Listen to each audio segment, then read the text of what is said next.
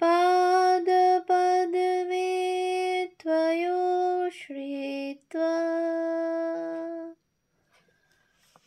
प्रणमामि मुहुर्मुहुः।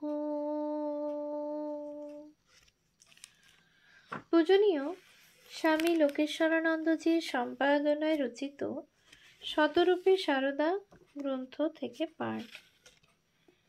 পৃষ্ঠা সংখ্যা 386। জ্ঞানদায়িনী।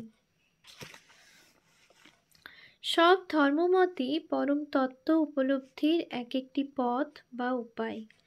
ঈশ্বরের যে কোনো নাম, যে কোনো রূপ অবলম্বন করে আবার তাকে সব নাম রূপের পার নিরাকার নির্গুণ সত্তারূপে চিন্তা করেও মানুষ সেই চরম লক্ষ্যে উপস্থিত হতে পারে।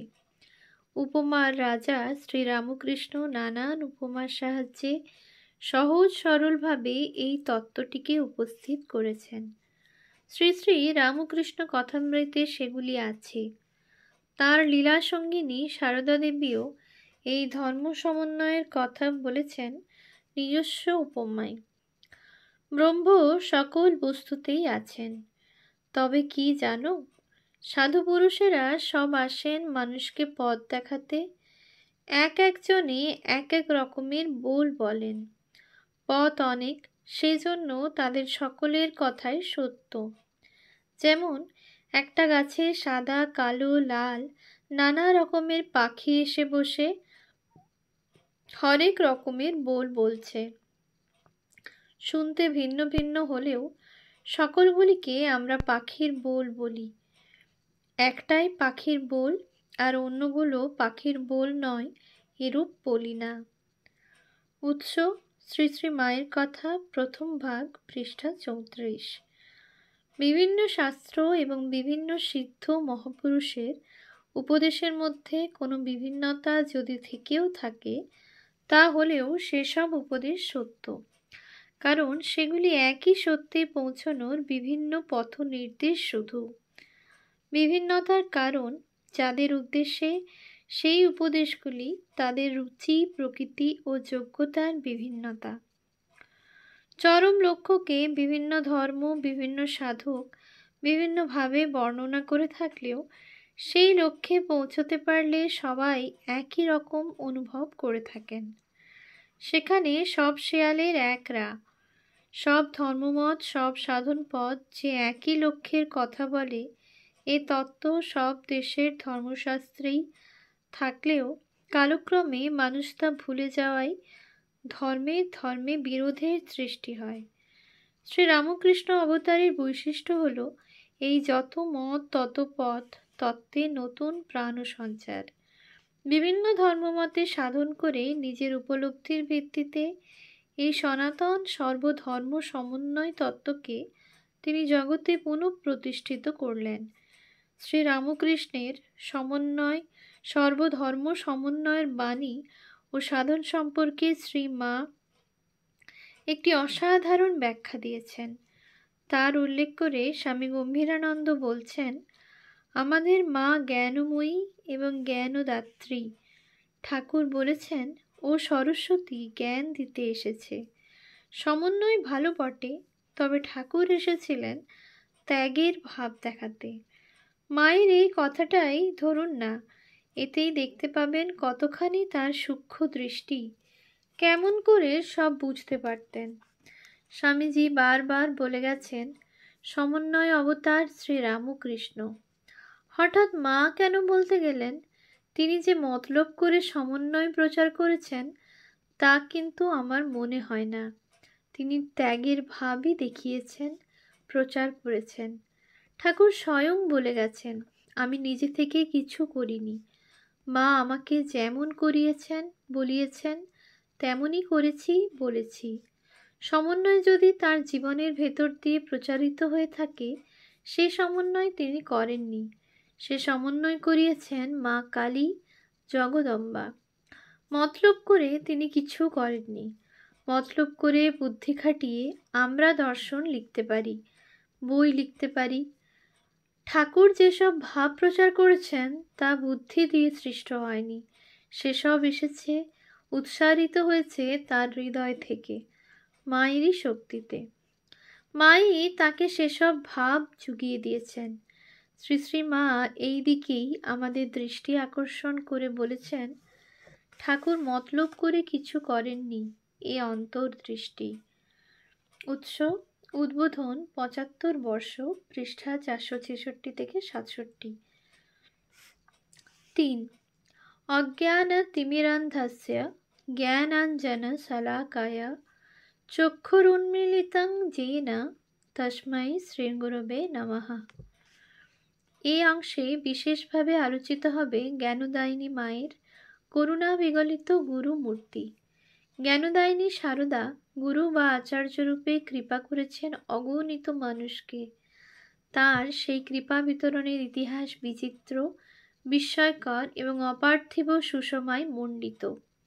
শ্রীমা অনেককেই সাক্ষাতে দীক্ষা দেওয়ার আগেই স্বপ্নে কৃপা করেছেন এবং সেই অলৌকিক কৃপা দানের ফলে সেসব ক্ষেত্রে শ্রীমার ঐশী মাহাত্ম্য সম্বন্ধেও সন্তানরা অবহিত হয়েছেন। রাঁচি নিবাসী জনৈক যুবক ভক্ত দীক্ষার জন্য ব্যাকুল হয়ে স্বামী ব্রহ্মানন্দকে চিঠি লিখেছিলেন, কিন্তু তার উত্তর আসতে দেরি হওয়ায় তিনি পাগলের মতো অস্থির হয়ে ওঠেন। সেই অবস্থায় এক রাতে তিনি স্বপ্ন দেখেন কালীঘাটের মা কালী তাকে কোলে তুলে নিয়ে বলছেন, ভয় কি বাবা, আমি তো রয়েছি। এই কথা বলেই সেই চতুর্ভুজা মূর্তি দ্বিভুজা নারী মূর্তিতে রূপান্তরিত হলেন। তার পরনে লাল পেড়ে কাপড়, হাতে বালা। সেই মাতৃমূর্তি সেই যুবককে বীজসহ একটি নাম দিয়ে রোজ ১০৮ বার জপ করতে নির্দেশ দিলেন ও বললেন, তুমি এটি করে যাও, আর যা করতে হয় আমি করব। যুবকটি এই স্বপ্নের কথা কারো কাছে প্রকাশ না করে ওই মাতৃমূর্তির দর্শন কোথায় পাবেন তাই চিন্তা করতে লাগলেন। এর কিছুদিন পরে মায়ের আশ্রিত জনৈক ভক্তের কাছ থেকে শ্রীমার কথা প্রথম শুনে যুবকটির মনে হলো, এই মাই কি আমার স্বপ্নদৃষ্ট সেই মা? তিনি আর দেরি না করে ওই ভক্তটির কাছ থেকে পথ চেনে নিয়ে জয়রামবাটি রওনা হলেন। জয়রামবাটিতে পৌঁছে নির্ধারিত সময়ে মায়ের দর্শনের জন্য মায়ের বাড়ির উঠোনে প্রবেশ করেই যুবকটি দেখলেন বারান্দায় কয়েকটি স্ত্রীলোক বসে আছেন এবং তাদের একজন বটিতে তরকারি কুটছেন। যুবকটিকে দেখেই অন্য স্ত্রীলোকেরা উঠে গেলেন, কিন্তু যিনি তরকারি কুটছিলেন তিনি বসে রইলেন। তার দিকে চেয়েই যুবকটি হতবাক। তার স্বপ্নে দেখা মা, সেই চোখ, সেই মুখ, সেই ভাব। তার অন্তর থেকে কে যেন বলে উঠল, ইনি জগজ্জননী, বিশ্বপ্রসবিনী, বিশ্বেশ্বরী মা। যুবকটি একরকম আবিষ্ট অবস্থায় নির্বাক নিস্পন্দ হয়ে দাঁড়িয়ে রইলেন। শ্রীমা তখন বটিখানা কাত করে রেখে ঘরের ভেতরে গিয়ে হাতছানি দিয়ে যুবককে ডাকলেন। যুবক ঘরের ভেতরে গিয়েও নীরবে মায়ের মুখের দিকে চেয়ে রইলেন। মাও রয়েছেন তার দিকে চেয়ে। কিছুক্ষণ পর মাই নীরবতা ভঙ্গ করে বললেন, হ্যাঁ গা, আমায় কি করে চিনলে? যুবকের চোখে জল, বাষ্পরুদ্ধ অস্ফুট স্বরে কি যেন বললেন। শুনে মা হাসলেন। যে হাসি দেখে যুবক সম্বিত ফিরে পেলেন, মায়ের চরণে লুটিয়ে পড়লেন। দুদিন পরে যুবকের দীক্ষা হলো। যুবকের বিস্ময় ও আনন্দের সীমা রইল না যখন দেখলেন মা তাকে সেই মন্ত্রই দিয়েছেন যে মন্ত্র তিনি স্বপ্নে পেয়েছিলেন। উৎস শ্রী শ্রী মা শারদামণি দেবী, মানদাশঙ্কর দাশগুপ্ত, কলিকাতা, প্রথম প্রকাশ ১৩৬৩, পৃষ্ঠা ২২৪-২৫। অনেক ক্ষেত্রে শ্রী মা স্বপ্নপ্রাপ্ত মন্ত্রের সঙ্গে আরও একটি অংশ বা বীজ যুক্ত করে মন্ত্রটি পূর্ণাঙ্গ করে দিয়ে দীক্ষার্থীকে কৃপা করতেন।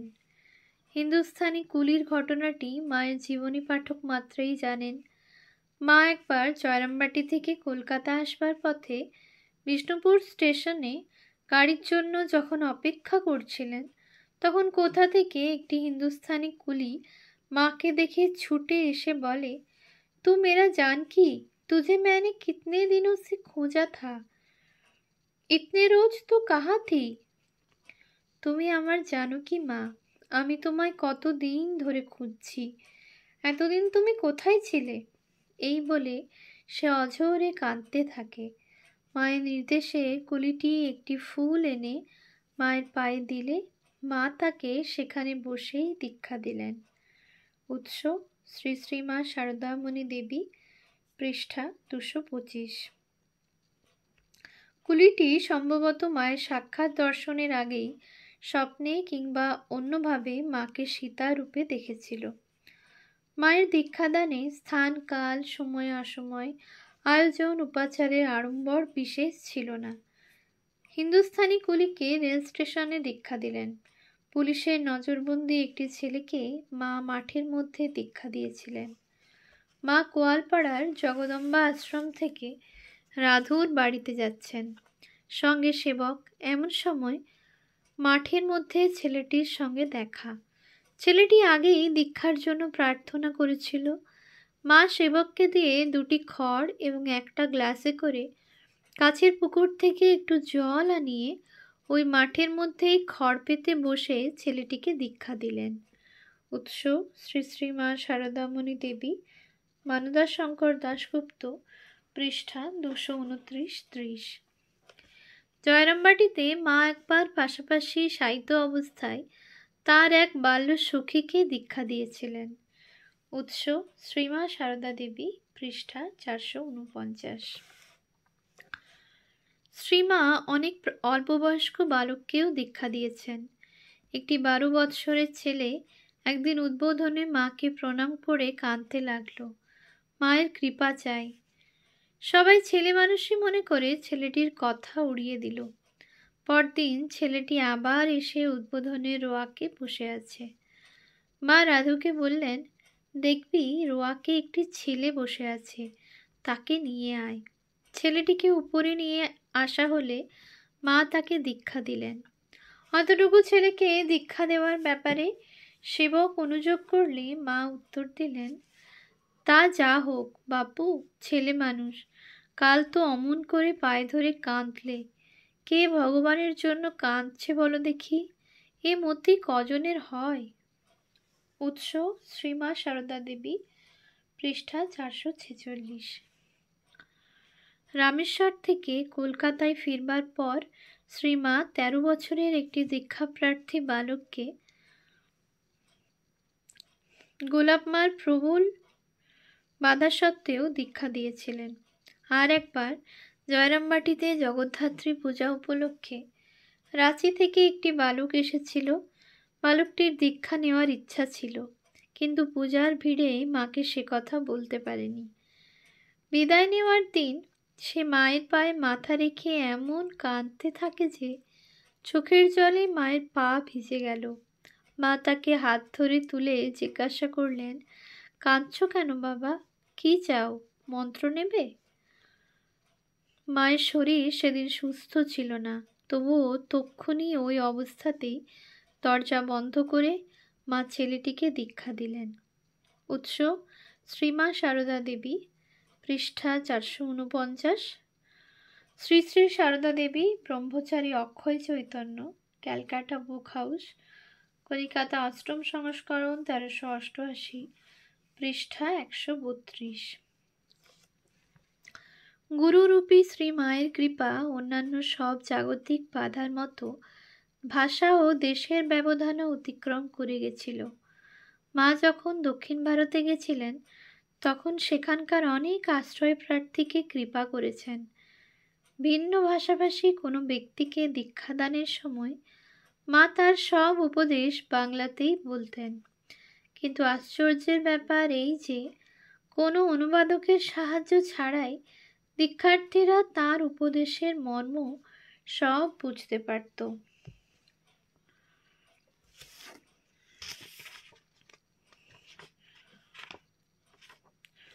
ওম শান্তি শান্তি শান্তি। हरिः ॐ तत्सत्। श्रीरामकृष्णार्पणमस्तु।